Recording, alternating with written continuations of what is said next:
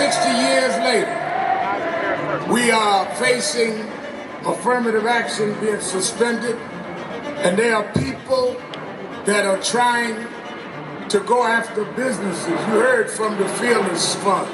But it's much bigger than us.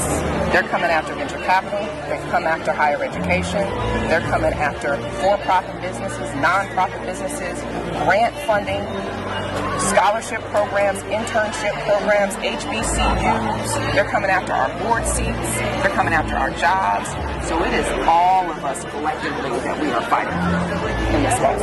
And when I tell you that Ed Blum will not prevail, he will not dismantle our HBCUs. He will not dismantle our small business grants and our funding.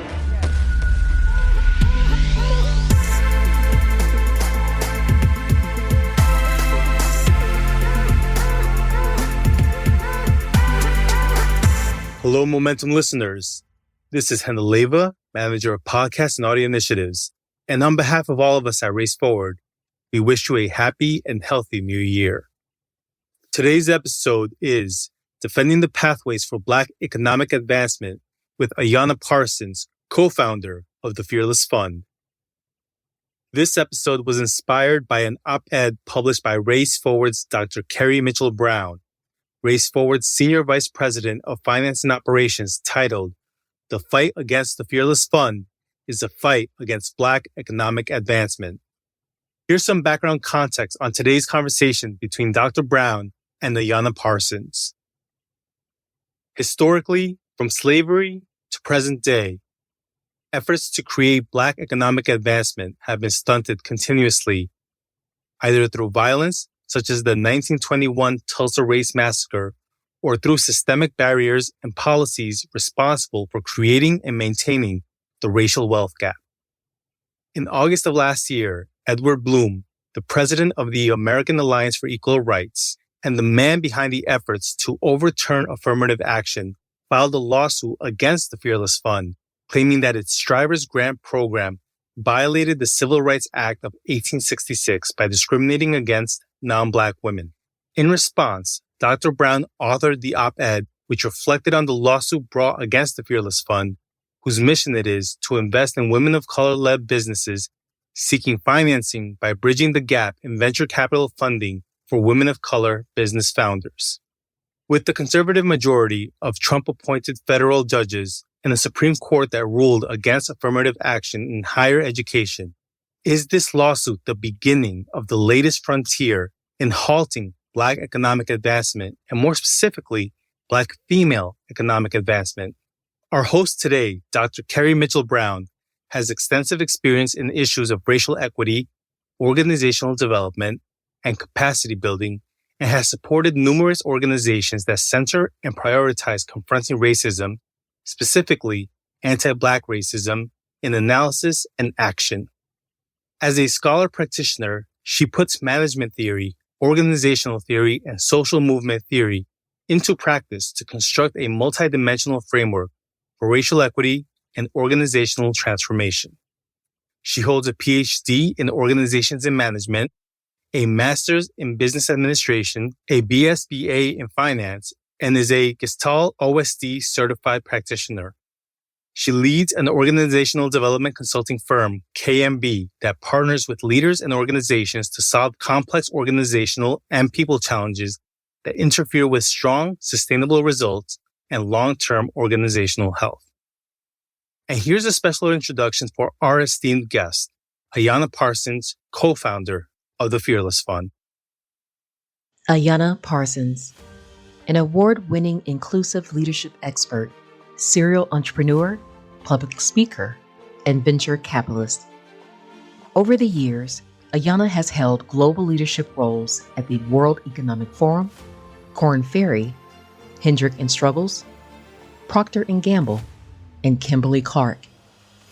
Her body of work includes co-founding Fearless Fund, the first venture capital firm for women of color by women of color. And she is the co-founder of Yardstick Management, the nation's leading Black-owned management consulting firm. A devoted wife and mother, she is also the founder of AKP Management LLC, a leadership consultancy for purpose-driven changemakers, small businesses, and corporations. Ayana's mission is to help ignite change in how we do business and with whom. She believes it's time to level the playing field and equip the overlooked, the marginalized, and the underrepresented with the tools, resources, and networks they need to scale their businesses and pursue the American dream. Ayana Parsons, innovator, trailblazer, and changemaker.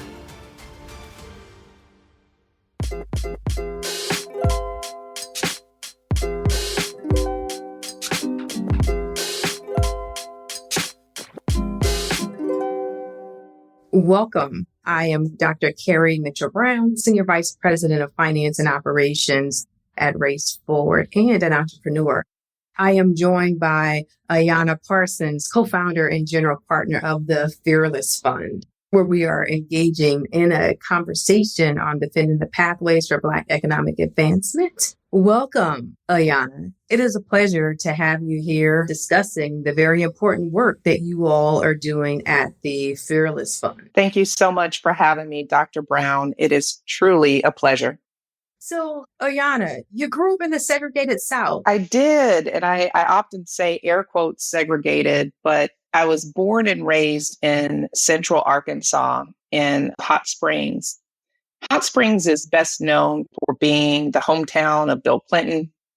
It's also known for having the nation's best water, Mountain Valley spring water.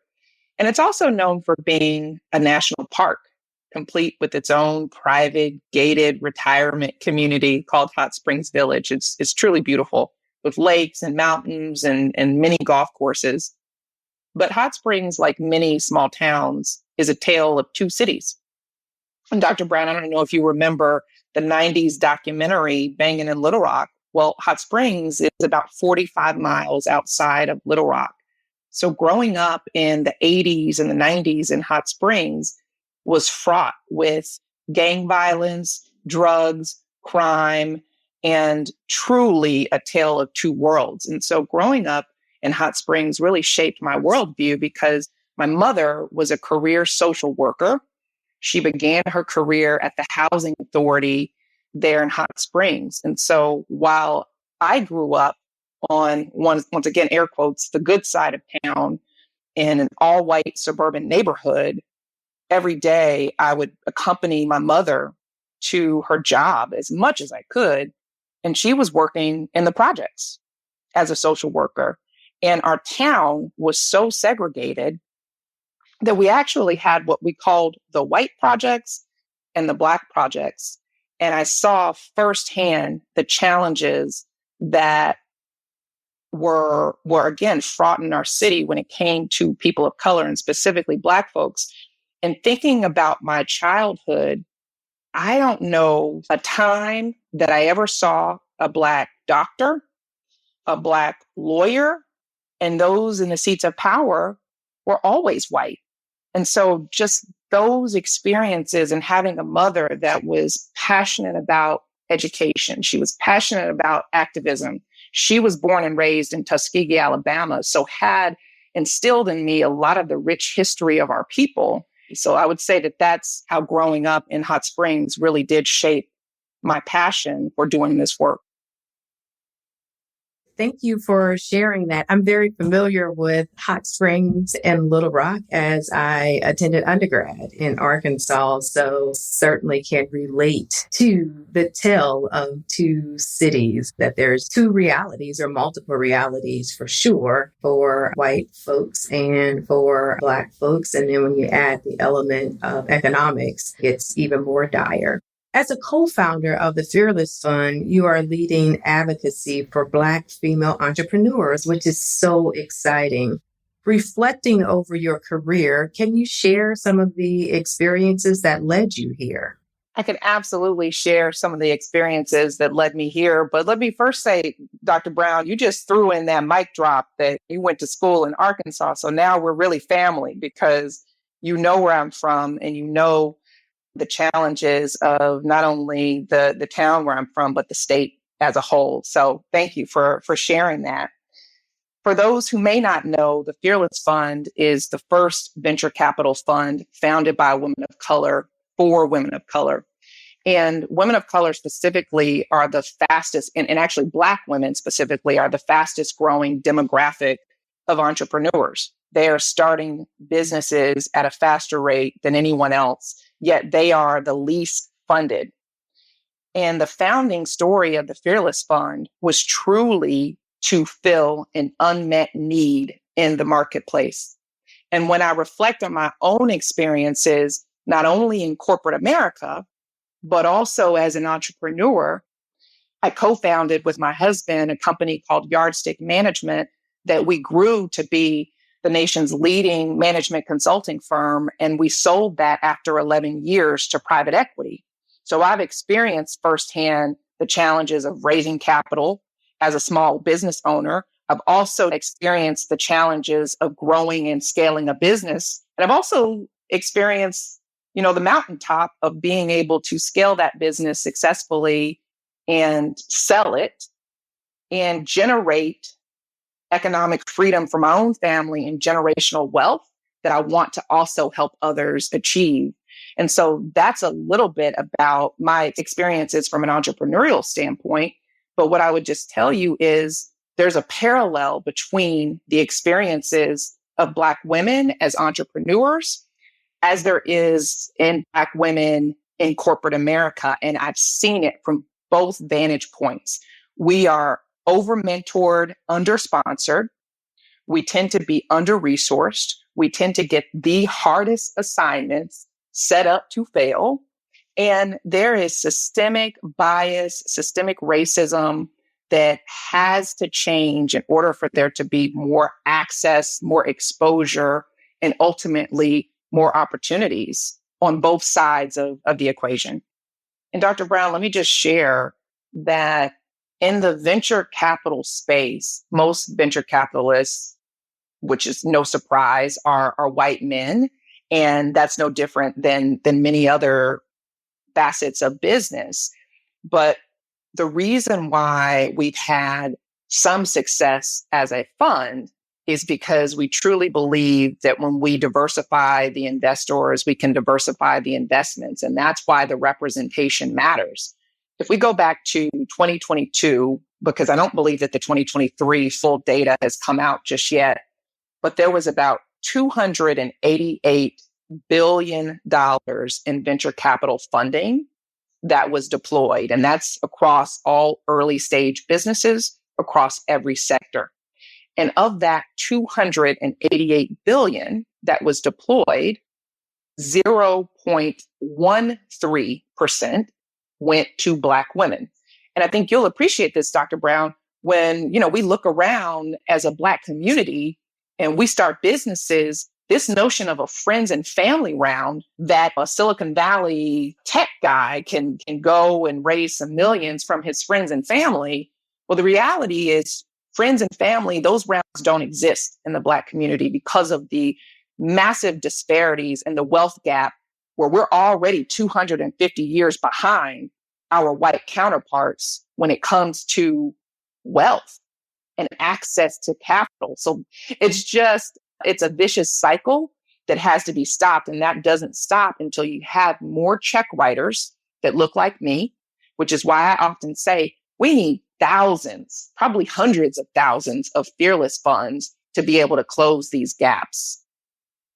Absolutely. Speaking of the wealth gap, there's been numerous studies on that recently. And just given some of the studies that were released last spring, one was conducted by RAND, showed that the median Black household income in America was around $24,000 in savings, investments, home equity, and the other elements that we consider wealth, while the median white household income was around $189,000, like a disparity that has worsened in recent decades. So there's no reason to think that the wealth gap would ever close without potentially trillions of dollars in investments in Black households, which also includes thousands and thousands, hundreds of thousands of check writers for starting, sustaining, and maintaining Black businesses. And we can still have problems with race disparities that are equal or worse than what we are seeing today if there are not massive changes. And perhaps that is the goal, to not have any change, right? The goal of others. Well, yeah, I'll tell you, Dr. Brown, I am such a proponent for entrepreneurship because I believe that it has the ability to accelerate the closing of that gap when we can successfully scale and grow our businesses. I mean, the majority of small businesses owned by Black folks are sole proprietorships, but sole proprietorships don't allow and enable us to hire employees, to change communities, to grow these businesses with scale. So we do need access to funding to be able to do that. But at the same time, I spent many years in corporate America, and I would actually argue that the combination of a corporate career, a successful one at that, allowed us, my husband and I, to save a significant portion of our money, live off of one income, and make some incredible sacrifices to be able to pay off student loans, pay off home mortgages, so that once we actually sold our family business, I mean, that was where the real unlock happened, but we had already put ourselves in a position to win. Because when you think about in America, the largest household expense that anyone has, whether they are renting or they own, is their housing expense. And if you can get rid of a housing expense by paying off a mortgage and no longer having to deal with that, I mean, that truly is freedom. And so we've been able to do that and have a playbook and something that can be replicated, but it is going to take a really holistic approach that requires a lot of personal sacrifice as well as continued change in legislation and a lot of these systemic barriers to be broken. Absolutely. You and the co-founder started the Fearless Fund in 2019 with Black women leading entrepreneurial growth, yet least likely to receive venture capital funding. How has the Fearless Fund addressed this inequity, and what successes stand out from the last few years? Thank you, Dr. Brown, for that question. The Fearless Fund has addressed the inequities that exist by existing. Because when we look at the venture capital landscape, the majority of venture capitalists are white men that may not understand some of these high growth sectors that we find our entrepreneurs playing in. And these are high growth sectors like beauty. Black women in particular over-index tremendously when it comes to all facets of beauty. And for that reason, are starting beauty companies is a much higher rate. An example, though, of two incredible success stories in that space. One is 13 Loon. 13 Loon is an e-commerce platform that was created to inspire the discovery of beauty brands created by BIPOC founders. The founder herself, Nikeo Grieco, is a two-time entrepreneur, and 90% of the brands that she carries at 13 Loon are created by BIPOC founders who make products for people of all colors. And since its inception, 13 Loon has scaled into more than 600 doors. They've helped more than 100 plus brands get onto JCPenney shelves. And that's just one example. In Nikeo, you can find her on all types of lists in terms of fastest growing companies and success stories. Another example coming out of the Fearless Fund is Slutty Vegan. Pinky Cole, who was the founder, is now a household name. Slutty Vegan is democratizing veganism and making it much more accessible to all of us. Pinky Cole started her restaurants in food deserts because she was trying to close a gap in terms of access to plant-based foods. And it is truly an incredible story. She's valued at more than 100 million. She's got more than 10 locations, 4 food trucks. She now has a sister company and continues to grow and scale. And you find, Pinky on the cover of Forbes, Fortune, Essence magazine. One more example I'll give you just to close it out is the Lip Bar, which is founded by Melissa Butler out of Detroit. Lip Bar is a vegan and cruelty-free beauty brand that is changing the way that we even think about beauty. And she's also started a new brand called Thread Beauty, which is an inclusive brand designed for Gen Z and with the BIPOC community in mind. She's raised well over, $7 million. She is now the leading Black-owned beauty brand in Target. She's sold in more than 1,000 stores across the country and will continue to grow and scale. And these are just 3 examples. And the thing about venture is that it is a risky asset class. So you can't only have winners. But what I will tell you is these women have typically bootstrapped their ways to 7-figure businesses because they haven't had access to capital. They haven't had access to these strategic networks. And so when we come in, our job is to just really help elevate what they've already done. But at their core, they are incredibly resilient. So it's really rewarding and honoring to play a small role in helping them continue to grow. That is amazing. Wonderful examples of 3 entrepreneurs, Black women entrepreneurs, and an example of the Fearless Fund. By increasing investment in Black women, the Fearless Fund sets an example for others to follow, demonstrating what happens, what can happen, what's the possibility when we do make those investments. Let's pivot a little bit to Black economic advancement in the U.S. and how it's been plagued historically and habitually by discriminatory legislation, policy, and even violence. How does this painful legacy inform your work and supporting Black women? Well, Dr. Brown, that was a loaded question, but let me just say it absolutely informs the reason why I do the work that I personally do. And here's the thing. If we just for a moment, and I know this is hard to do, but let's put race aside and let's put gender aside, because we know that the intersectionality of those two creates a lived experience for Black women that is unlike any other. But for a moment, if we put that aside and we think about America and America being founded on these principles of access and opportunity and equality and all of these things, what I often say as a practitioner is if equality is about everyone having equal access and opportunity, and we think about a meritocracy being that, then equity is about whether or not that promise of that meritocracy and that equal access and opportunity for all was fulfilled. And we know that in present day America, and since the founding of America, that has never been the case. We've never had that equity. And that is across every facet of business. That's across every facet of our world. We see the disparities in healthcare and access to healthcare. We see the disparities in education and access to education. We certainly see that when it comes to access to funding. And that, quite frankly, is why we do the work that we do.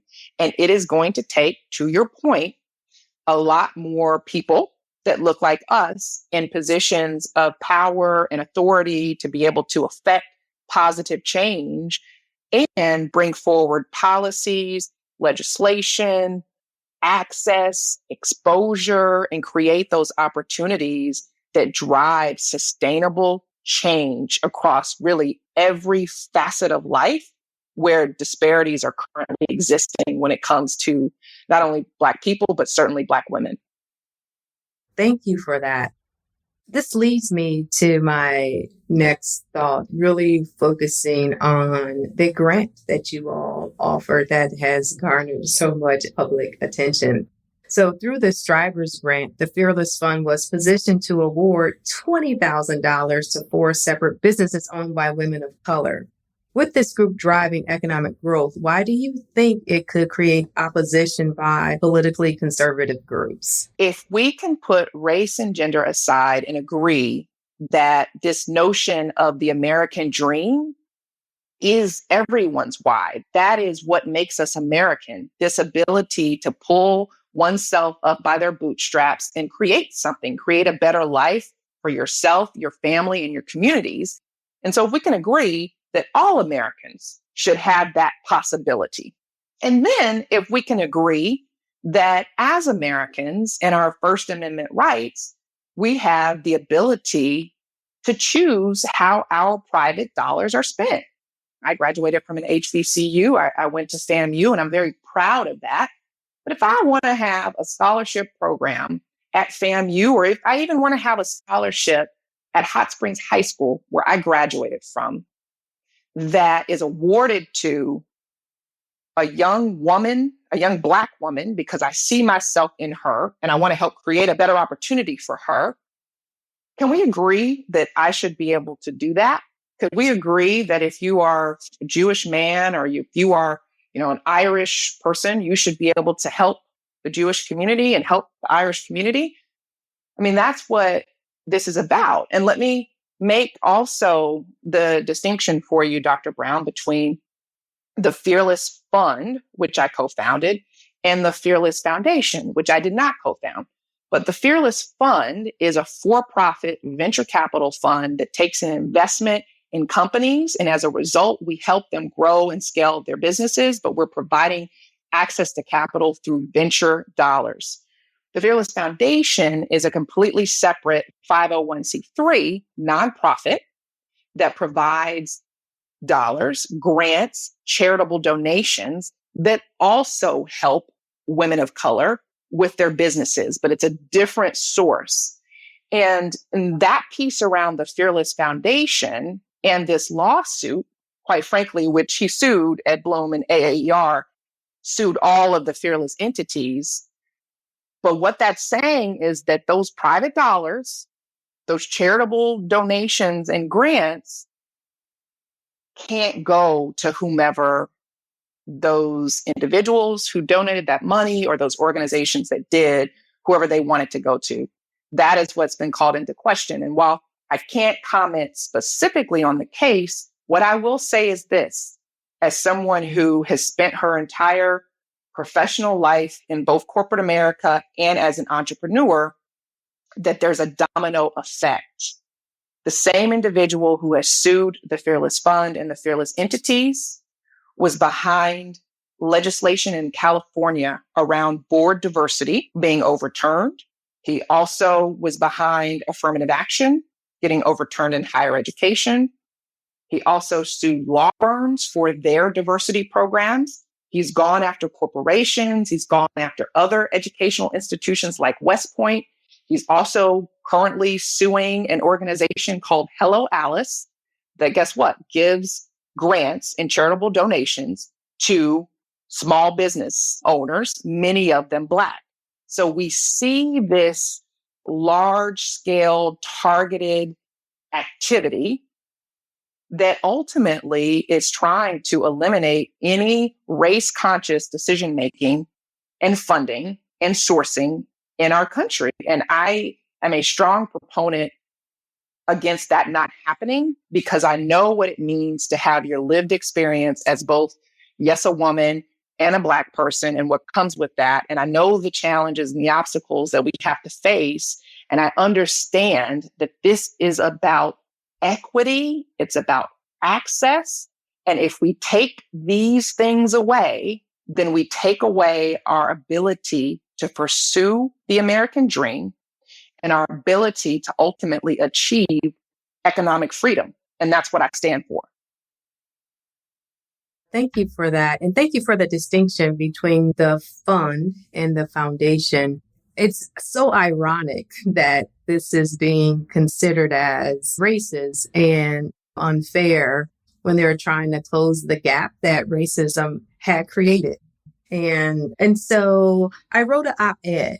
And in the op-ed, I expressed that the lawsuit filed against the Fearless Fund aims to repress Black economic advancement while maintaining white hegemonic power structures. This could have a greater impact on creating potential corporate reluctance to undertake advocacy initiatives as a result. And you were just talking about how there is a pattern. There is no coincidence that these things are highly related. And as we know, entrepreneurs of color and Black women in particular already lack the vital support, capital, and mentorship. How do we remain focused on the real mission on accelerating Black economic progress? Well, I think, Dr. Brown, that's probably the trillion-dollar question. And what I would just say is that we can't let up. We can't quit. We can't stop, because quite frankly, that's what anyone who is in opposition of Black women and others unlocking the American dream and achieving economic freedom, that's what they want. So if we were to stop, even given all of the hurdles and obstacles that still exist, that only benefits those that want us to lose to begin with. So I don't believe that this is a lose-lose situation. But what I will tell you is those who oppose, they view this as a zero-sum game, meaning that if Black women and or the Black community, if we win and are able to unlock wealth, create more opportunities for our communities, they view that as that means they've got to lose. They have to give something up, whether that's power or access or whatever it is. And I would argue that it's not zero-sum game, that when we solve for the disparities that exist in the Black community, that helps elevate all, whether or not those are health disparities, education disparities, wealth disparities, entrepreneurial disparities. That's the definition of innovation. And innovation is what helps solve our most challenging microeconomic and macroeconomic issues. So we need more of that innovation because that helps society as a whole. So that is my view, that we can't stop, we can't let up, even though we are facing unprecedented hurdles, particularly when you think about just 4 years ago, 3.5 years ago, we were dealing with this racial reckoning in our country on the backs of George Floyd's murder, Ahmaud Arbery, Breonna Taylor, and we thought we were seeing positive momentum, and we've now seen that sea change. But even still, with all of the things that are outside of our control, we cannot let up. I support that 100%. Your mission is more important now than ever before. We must not let these setbacks deter us from the goal of closing the racial wealth gap, and whatever contributions we're uniquely suited to do that, because creating a level playing field for Black entrepreneurs is key to changing the material conditions in our communities. And so this is just another signal for me that we must double down and continue advocating for change. And one more thing that I just want to explore with you during our time together is this weaponizing of any interventions for a more equitable future not only impacts venture capital, but corporate America as well. What's your take on this weaponizing? Well, I would just tell you the weaponization of DEI it's heartbreaking. It is discouraging, but yet and still, we can't let up. And what I would just implore any, business leader, any board, any CEO, any venture capitalists, private equity, the list goes on, is we cannot lose sight of the business case for diversity, equity, and inclusion. Because we know, and the data is out there, there are so many resources. Catalyst is a wonderful organization out of New York that produces so much rich data. But organizations that have diverse leadership teams, diverse boards, they produce greater shareholder value. They have higher employee engagement, greater innovation, greater top and bottom line growth. I mean, there is a real business case. So this is not about the business case, because we know that exists. So anytime someone tries to say, oh, well, DEI is just a feel-good initiative. No, this is about how we unlock the value of diverse teams, diverse ideas, diversity of thought to create a better world. And we can create a better world through better business. So I would just implore us not to lose sight of that, Dr. Brown. And I also would say to any organization that is questioning whether or not they need to have a DEI office or chief diversity officer, I'd tell them you need to rethink that. And also rethink how you are resourcing, funding, and supporting that office. Because a lot of times what happens is organizations may just check a box. They may say, yes, we have a chief diversity officer, but that person has no team, that person has no funding, that person has no real ability to drive change. That's not helpful for anyone. You might as well just not have the office. But if you are truly committed to unlocking the business growth that comes through diversity, equity, and inclusion, then you got to back it up with resources and support. And it is a long-term commitment, not something that you do for a year or for 2 years to say, hey, we checked the box. Oh, yes. Yes. Thank you. Thank you for your nuggets, your insight, and your brilliance, and your very important work. I appreciate your conversation with us here today. We will be watching.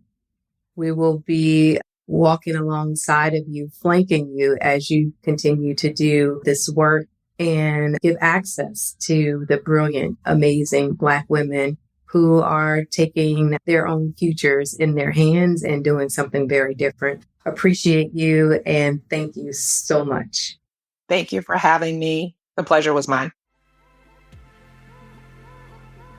Thank you for joining us for this episode of Momentum, a Race Forward podcast. We want to thank Ayana Parsons and Dr. Kerry Mitchell-Brown for this collaboration and conversation. Make sure to follow Race Forward on social media on Facebook, Instagram, and Twitter/X. And to support our work, make a donation by texting RFPOD to 4432. That's RFPOD to 4432.